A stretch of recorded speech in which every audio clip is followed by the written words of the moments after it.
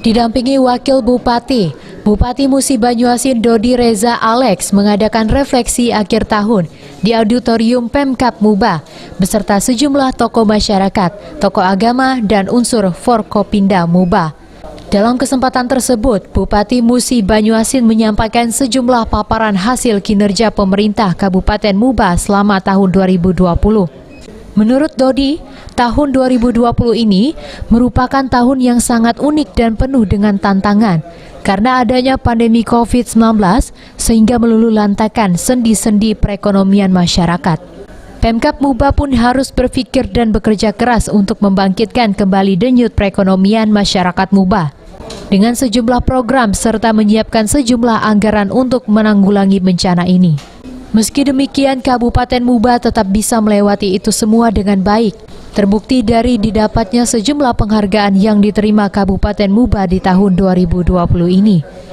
Serta kembali tumbuhnya perekonomian masyarakat yang kini berangsur membaik. Target ataupun program selanjutnya yang harus kita accomplish di tahun yang akan datang, di tahun 2020 ini agak unik. Dia mengalami turbulensi luar biasa. Banyak sekali apa yang menjadi target meleset. Jadi ada tugasnya, ini ada dua, jadi sekarang double. Bukan hanya kita mengadjust apa yang meleset tadi, deviasi tadi jadi back on track lagi, tapi juga tetap melaksanakan RPJMD Muba sehingga tercapai di tahun 2022 ini dengan baik.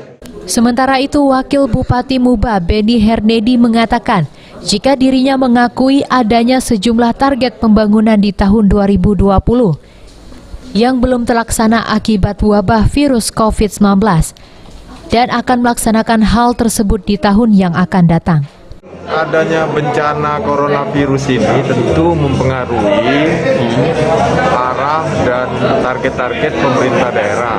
Jadi tentunya kita mengakui ada pembangunan-pembangunan yang belum sempat terlaksana.